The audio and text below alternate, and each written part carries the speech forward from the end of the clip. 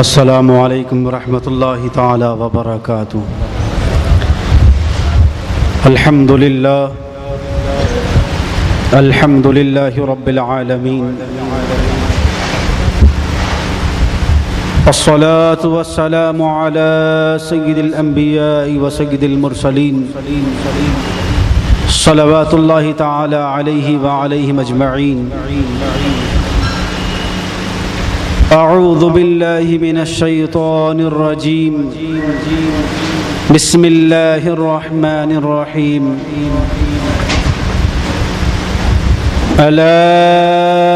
ان اولیاء اللہ لا خوف علیہم ولا هم يحزنون، صدق اللہ العظیم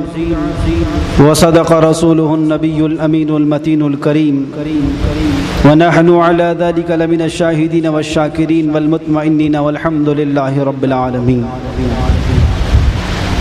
آغاز گفتگو سے پہلے اللہ رب العزت کی بارگاہ میں دعا کرتا ہوں کہ پروردگار عالم اپنے حبیب کریم رؤوف الرحیم علیہ الصلاۃ والتسلیم کے وسیلہ طفیل مجھ فقیر کو حق کہنے کی توفیق عطا فرما، ہم تمام کو حق سن کر اس کو قبول کر کے اس پہ عمل پیرا ہونے کی توفیق عطا فرما۔ آئیے نہایت عقیدت و احترام کے ساتھ ہمارے اور آپ کے آقا ساری کائنات کے مولا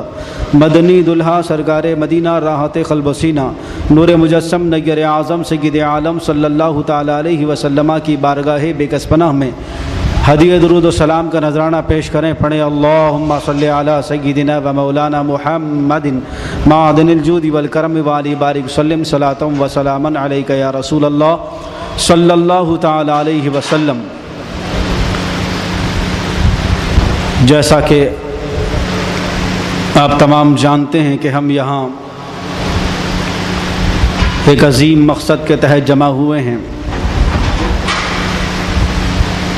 یعنی ہندوستان کے راجا، ہم غریبوں کے خواجہ،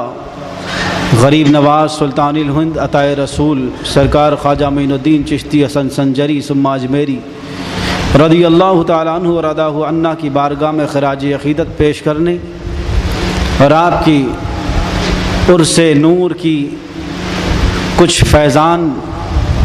حاصل کرنے کے لیے یہاں جمع ہوئے ہیں۔ یہ اجلاس ہے تو حیدرآباد میں، لیکن نسبت اجمیر والے غریب نواز سے ہے، تو جو اجمیر والے غریب نواز سے جو جڑ جاتا ہے وہ بغداد پہنچا دیا جاتا ہے، اور جس کی نسبت بغداد سے ہو جاتی ہے اس کی نسبت سرکار مدینہ سے ہو جاتی ہے۔ تو ہم سرکار غریب نواز کا تذکرہ تو کر رہے ہیں، لیکن فیضان مدینے والے کا جاری ہے، تو اسی نسبت سے چند باتیں آپ کے سامنے پیش کر کے میں اپنی جگہ لوں گا، چونکہ بڑے ہی عظیم خطبہ اور علماء اکرام کے خطابات آپ کو اور مجھ کو سننے ہیں، بالخصوص زینت اسٹیج صدر المدرسین حضرت علامہ مولانا مفتی حامد حسین اظہری صاحب قبلہ دام ظلہ علینا ہمارے سامنے یعنی اسٹیج پر رونق افروز ہیں، حضرت کا بھی عالمانہ خطاب سماعت کرنا ہے۔ چند لمحات کے لیے، سمجھیے چند منٹوں کے لیے میں آپ کے درمیان حاضر خدمت ہوں۔ آپ حضرات جو بڑی محبتوں کے ساتھ مرکز اہل سنت کی دعوت پر اس اجلاس میں شرکت فرمائے ہیں، اللہ تعالیٰ آپ حضرات کو جزائے خیر عطا فرمائیں اور سرکار غریب نواز عطائے رسول کے فیضان سے مالا مال فرمائیں۔ سرکار غریب نواز رضی اللہ تعالیٰ عنہ کی حیات طیبہ اور آپ کی کرامات، آپ کی شان و عظمت سنی تو سنی ہیں، جو غیر مذہب یعنی بد مذہب ہیں وہ بھی اس کا اعتراف کرتے ہیں۔ یہ اور بات ہے کہ فیضان غریب نواز فیضان کا انکار کرتے ہیں، لیکن ذات اور آپ کی کرامات کا اقرار کرتے ہیں۔ یعنی غریب نواز سلطان الہند عطائے رسول رضی اللہ تعالیٰ عنہ کی زندگی مبارکہ اتنی مقدس اور متبرک ہے کہ کوئی بھی شخص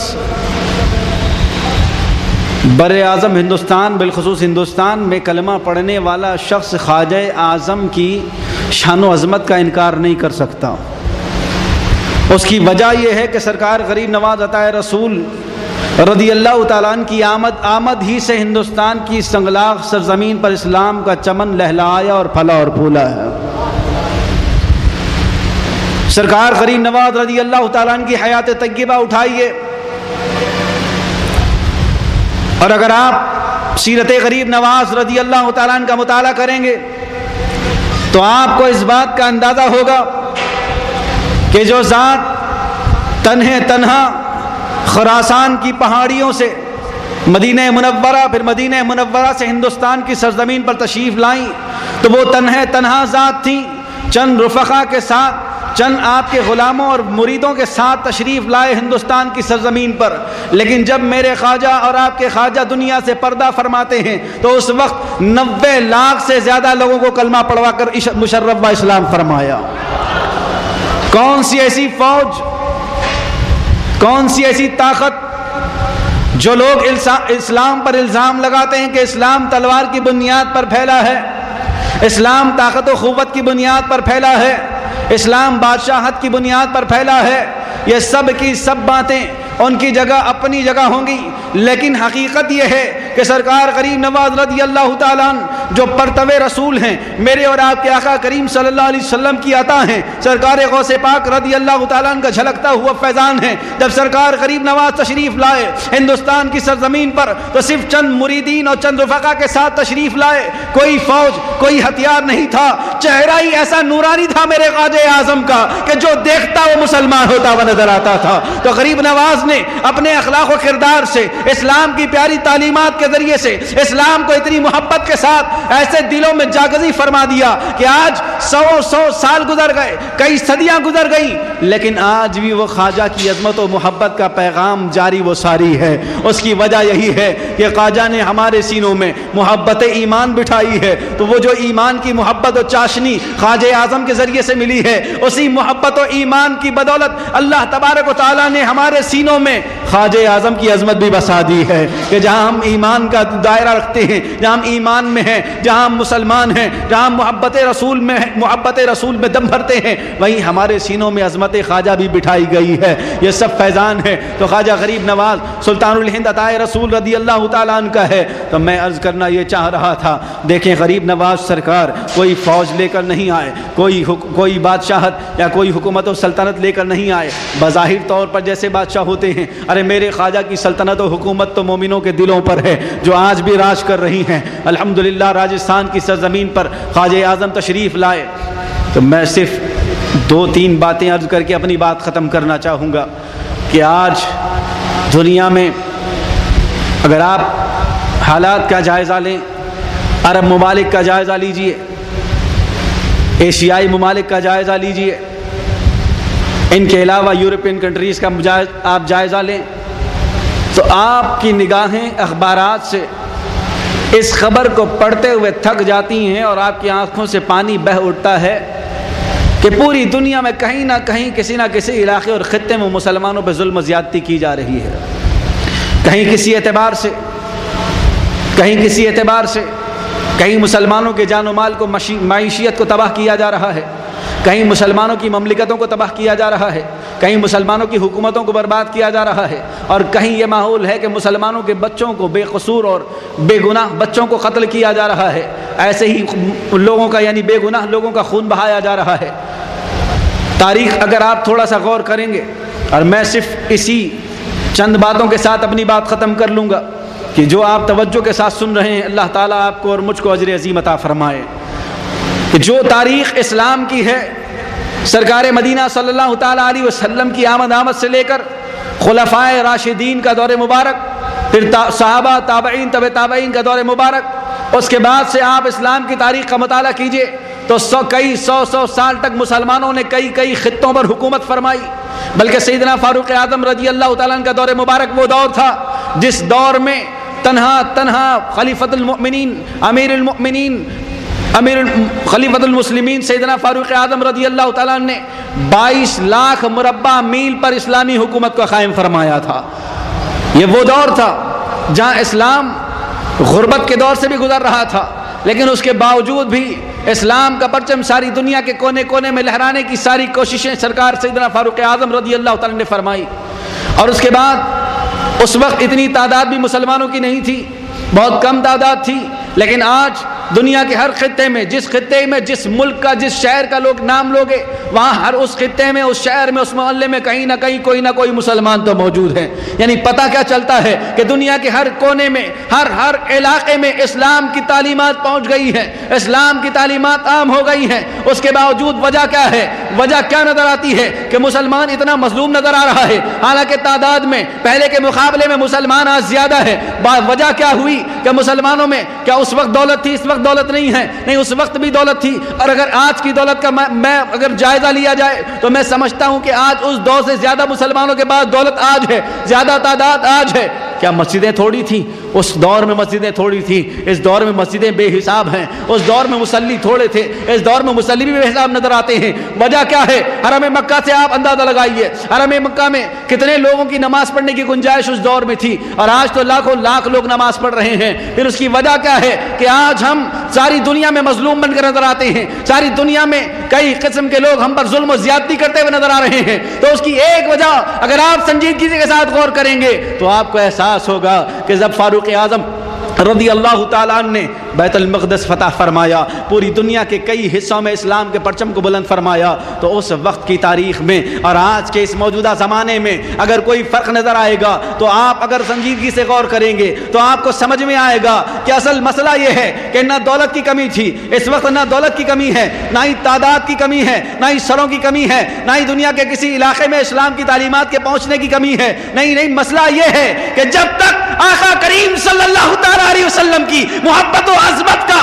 سیلاب مسلمانوں کے سینوں میں مدغن تھا، اس وقت تک مسلمان دنیا پر حکومت کرتا ہوا نظر آ رہا تھا۔ جہاں جہاں سے عظمت رسول کا دامن چھوٹتا چلا گیا، محبت رسول کا دامن چھوٹتا چلا گیا، دنیا نے تمہیں ذلیل و رسوا کر دیا، تم پر ظلم کے پہاڑ توڑے، تمہارے بے گناہ بچوں کا خون بہایا گیا۔ وجہ صرف ایک ہے، اس وقت عظمت رسول اور محبت رسول صحابہ کے دور سے لے کر تابعین، تبع تابعین اور اولیاء اللہ اجمعین کے دور تک دیکھو تو محبت رسول، ناموس رسالت، عظمت مصطفیٰ کے لیے وہ اپنی جانیں تو قربان کرتے تھے، عظمت مصطفیٰ کا سودا نہیں کرتے تھے۔ لیکن آج ظالم مسجدیں بے حساب بن گئی، بے حساب مصلی نظر آتے ہیں، لیکن وجہ کیا ہے؟ اس کے باوجود مسلمان مظلوم کیوں نظر آ رہا ہے؟ اس کی ایک ہی وجہ ہے، تم نے ظاہر میں نماز پڑھنا تو سکھا دیا اپنی اولاد کو، لیکن اللہ کے حبیب کی عظمتوں کو سینے سے نکال دیا گیا، بڑی سازش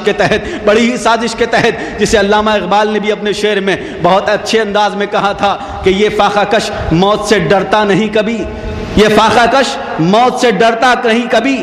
اس کے بدن سے روح محمد کو نکال دو صلی اللہ تعالیٰ علیہ وسلم۔ ڈاکٹر اقبال نے اسی منظر کو پیش کیا کہ ساری دنیا کے یہود و نصارہ نے جب ہم نے مسلمان قوم کا جائزہ لیا کہ مسلمانوں کا مقابلہ ہر قوم کا مقابلہ کیا جا سکتا ہے، ہر ملک کا مقابلہ کیا جا سکتا ہے، لیکن مسلمانوں کا مقابلہ نہیں کیا جا سکتا۔ وجہ کیا ہے؟ تو انہوں نے غور کیا کہ جب تک ان کے سینوں میں عظمت مصطفیٰ ہے، محبت رسول ہے، اپنے رسول کی جانوں پر، اپنے رسول کے نام پر یہ جب تک جان قربان کرتے رہیں گے، اس وقت تک کوئی قوم ان سے مقابلہ نہیں کر سکتی۔ لہذا ہمیں چاہیے یہ کہ ان کے سینوں سے عظمت مصطفیٰ نکال دو، محبت رسول نکال دو۔ اسی سازش کے تحت انگریزوں نے قادیان میں قادیانی کو پیدا کیا، غلام احمد قادیانی ظالم جس نے نبوت کا دعویٰ کیا، معاذ اللہ ثم معاذ اللہ، اسے انگریزوں نے لندن بھجوا کر اس کے پیٹھ پر مہر نبوت بنوائی، پلاسٹک سرجری کے ذریعے اس کے پیٹھ پر مہر نبوت بنوا کر بلایا گیا، انگریزوں کے کہنے پر اس نے نبوت کا اعلان کیا، معاذ اللہ ثم معاذ اللہ۔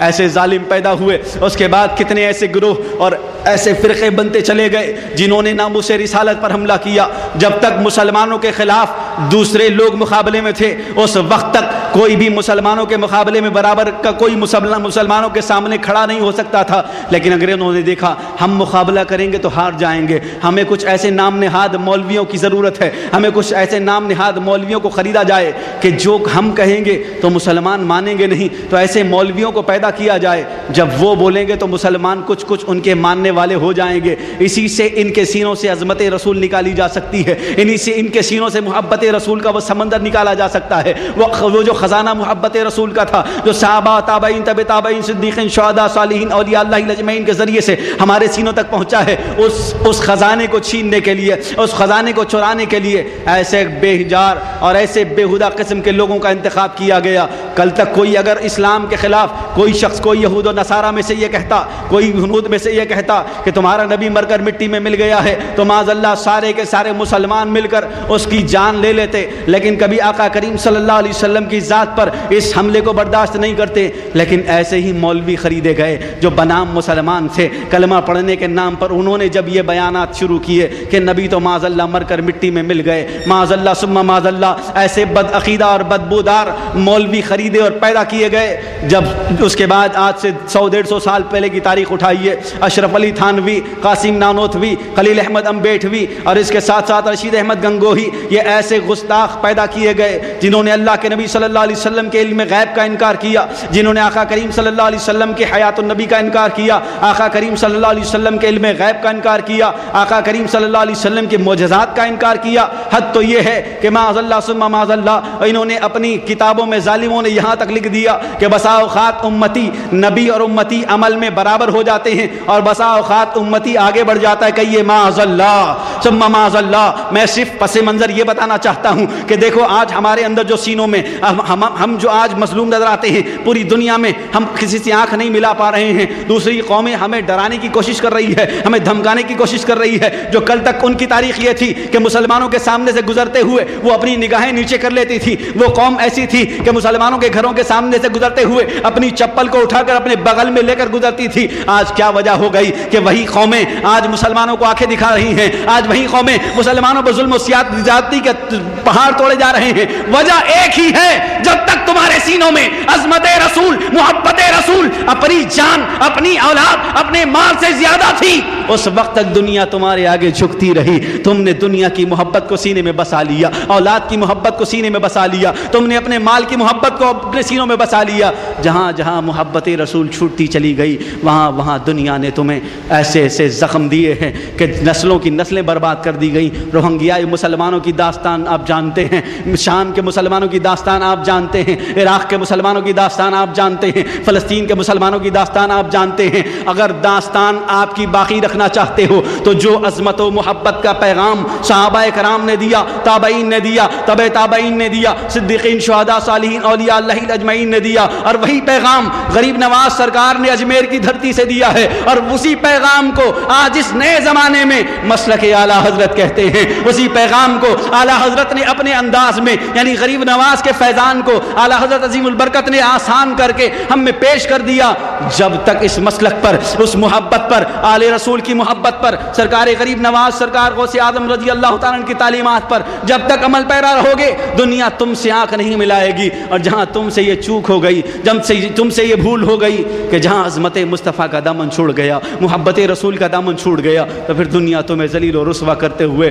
نہیں گھبرائے گی۔ اگر تم چاہتے ہو کہ تمہارا رعب و دبدبہ باقی رہے تو اپنی نسلوں کو، آنے والی نسلوں کو یہ تعلیم دو، جیسا کہ میرے آقا کریم صلی اللہ تعالیٰ علیہ وسلم کا ارشاد مبارک ہے کہ اپنی اولاد کو 3 چیزوں کی تعلیم دو، 3 چیزوں کی تعلیم دو، جس میں آقا کریم صلی اللہ علیہ وسلم نے ارشاد فرمایا کہ اپنے بچوں کو قرآن پڑھنا سکھاؤ، پھر فرمایا اب میری یعنی نبی کی محبت، آقا کریم صلی اللہ علیہ وسلم نے فرمایا اپنی اولاد کو نبی کی محبت کی تعلیم دو، اور پھر آقا علیہ السلام نے فرمایا تیسری بات کہ میری آل کی محبت ان کے سینوں میں ڈال دو۔ تو یہ 3 بنیادی چیزیں تھیں جسے آقا کریم صلی اللہ علیہ وسلم نے پیش فرمایا۔ آج قرآن تو بہت پڑھایا جاتا ہے، آج جماعت میں لے کر گلی گلی بہت گھوما جاتا ہے، نماز پڑھانے کے نام پر گلی گلی بہت گھومتے ہیں، لیکن عظمت مصطفیٰ، محبت رسول کا جو پیمانہ میرے آقا نے دیا، جو صحابہ کرام نے دیا، اس کو چھینتے چلے جا رہے ہیں، اس کو ضرب لگاتے چلے جا رہے ہیں۔ یہی وجہ ہے مصلی تو بے حساب نظر آتے ہیں، لیکن جس کے سینوں میں عشق مصطفیٰ نہ ہو، نہ اس کی نماز نماز ہے، نہ اس کا روزہ روزہ ہے، نہ اس کا کوئی عمل ہے۔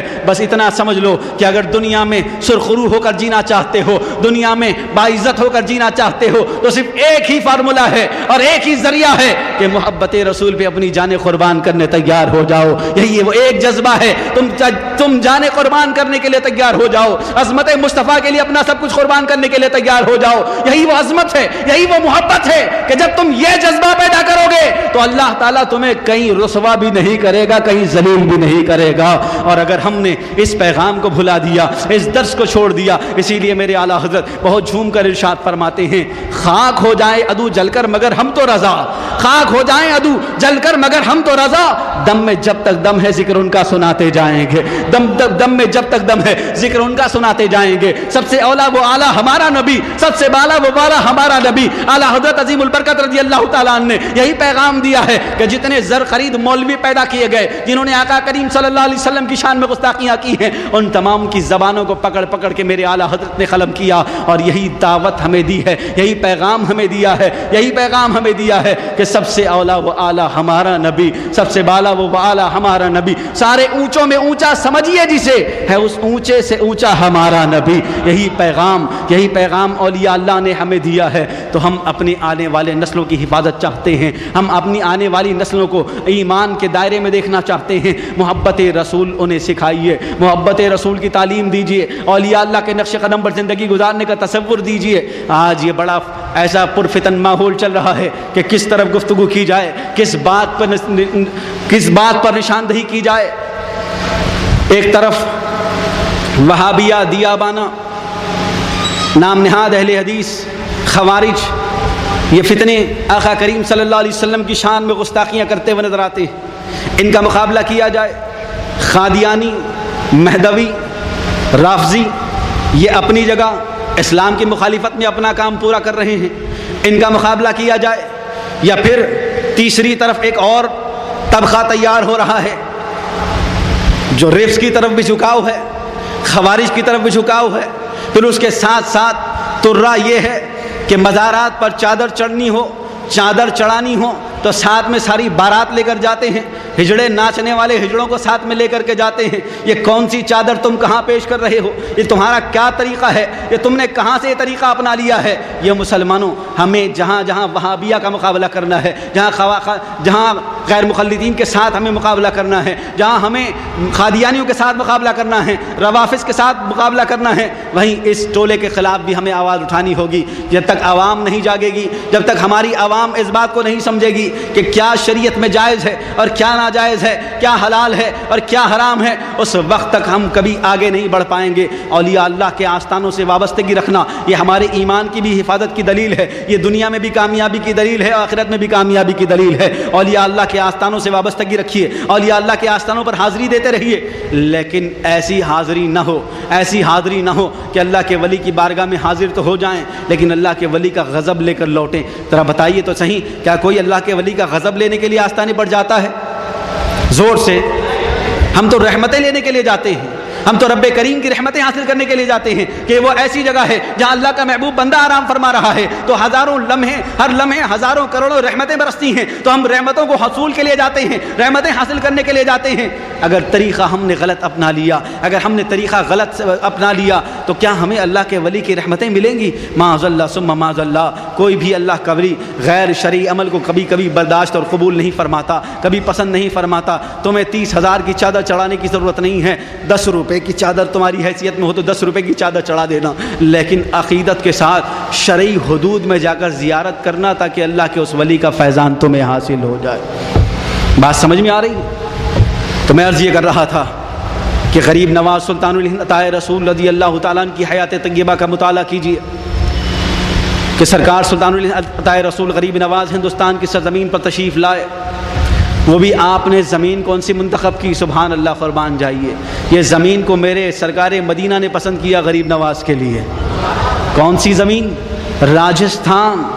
راجستھان اس کا معنی یہ ہے کہ وہ راجاؤں کے رہنے کی جگہ ہے، اسی لیے میرے سرکار نے ہمارے خواجہ کو وہاں رکھا ہے، ہندوستان کے راجہ کو وہاں رکھا ہے۔ راجستھان کا معنی ہی یہ ہے کہ وہاں راجہ مہاراجہ بہت زیادہ ہوئے ہیں، ہندوستان کے دیگر علاقوں سے زیادہ راجہ مہاراجہ کی تاریخ راجستھان کی سرزمین پر ہے۔ ایسی جگہ پر اللہ کے نبی صلی اللہ علیہ وسلم نے اپنے شہزادے سرکار غریب نواز کو بھیج کر بتا دیا جتنے راجہ ہیں سب میرے غریب نواز کے قدموں میں پڑے ہوں گے۔ اللہ تاریخ نے دیکھ بھی لیا کہ جتنے راجہ تھے سب نے اپنی پگڑیاں اتار کر میرے غریب نواز کے قدموں میں رکھ دی ہیں۔ یہ سب کا سب پیغام ہمارا ایک ہی ہوگا، اور ہم اسی وقت کامیاب ہو سکتے ہیں کہ جب ہمارے سینوں میں اٹوٹ محبت ہو محبت رسول صلی اللہ علیہ وسلم، اور اٹوٹ محبت ہو صحابہ کرام کی جماعت سے، اہل بیت اطہار کی جماعت سے۔ یاد رکھیں ایک اور مسئلہ ہے کہ لوگ ایک صحابی سے محبت کے دعوے میں دوسرے صحابہ کی گستاخی کر بیٹھتے ہیں۔ معاذ اللہ، اہل سنت کا یہ امتیاز نہیں ہے،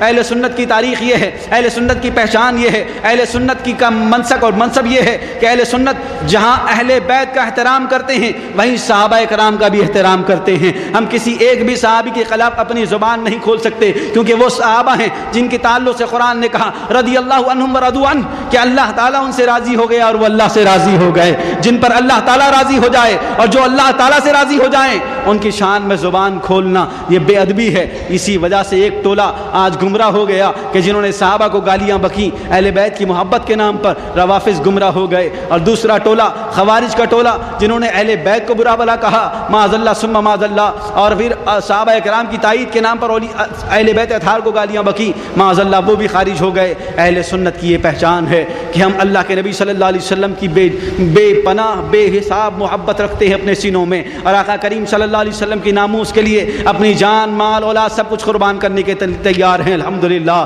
اور اسی طرح ہم صحابہ کا بھی ادب احترام کرتے ہیں، اہل بیت سے بھی بے پناہ محبت کرتے ہیں۔ ہمارا مسلک یہی ہے، ہماری پہچان یہی ہے۔ تو سنیوں اپنے آپ کو اپنے مسلک کو پہچانو، تعلیمات اسلام کو پہچانو، اپنی آنے والی نسلوں کی حفاظت کرو کہ کتنے لوگ تباہ و برباد ہو گئے۔ کل تک اہل سنت کا تر امتیاز بنے ہوئے تھے، آج پتہ نہیں کدھر کھو گئے، کوئی کسی جماعت میں مل رہا ہے، کوئی کسی جماعت میں مل رہا ہے۔ تیزی کے ساتھ فتنہ بڑی تیزی کے ساتھ آگے بڑھ رہے ہیں، نئے نئے فتنے جنم لے رہے ہیں۔ ایسے ماحول میں اپنے بچوں کی حفاظت کیجئے، اپنی نوجوان نسل کی حفاظت کیجئے، اپنے بھائی بہنوں کی حفاظت کیجئے۔ یہی وقت ہے کہ آپ کو اپنے عقیدے کی بھی حفاظت کرنی ہے اور آنے والے نسلوں کی بھی حفاظت کرنی ہے۔ میں انہی چند معروضات کے ساتھ اپنی گفتگو کو ختم کرتا ہوں کہ اللہ تبارک و تعالی ہم تمام کی اس حاضری کو قبول فرمائے، اور انتظامیہ کو اور جنہوں نے اس جلسے کا اہتمام کیا، دام درم سخن قدم قلم حصہ لیا، پروردگار عالم ان تمام کو دونوں جہاں کی برکتوں سے مالا مال فرما۔ بالخصوص یہ شادی خانے کے مالک، مینار گارڈن کے مالک ہیں ناصر خان صاحب، اسلم خان صاحب، اللہ تعالیٰ ان دونوں کو بھی بہت بہت برکتیں عطا فرمائیں، ان کے اہل خانہ کو، ان کے اہل خاندان کو، اور ان کے والدین کو بھی اللہ تعالیٰ رحمتوں میں غریق فرمائے۔ ہم تمام کی دعائیں ہیں پروردگار عالم اس غریب نواز سرکار کے عنوان سے اس کانفرنس پیغام حق کانفرنس کو قبول فرما، اور ہم تمام کو جو ہے پیغام حق دیا جائے اس کو سن کر اس کو قبول کرنے کا اس پر عمل پیرا ہونے کی توفیق عطا فرما۔ وآخر دعوان الحمدللہ رب العالمین، السلام علیکم ورحمۃ اللہ تعالیٰ وبرکاتہ۔ ایک میں کیا اے میرے اسیاں کی حقیقت کتنی، مجھ سے 100 لاکھ کو کافی ہے اشارہ تیرا یا رسول اللہ، خاک ہو جائیں ادو جل کر مگر ہم تو رضا، دم میں جب تک دم ہے ذکر ان کا سناتے جائیں گے۔ السلام علیکم۔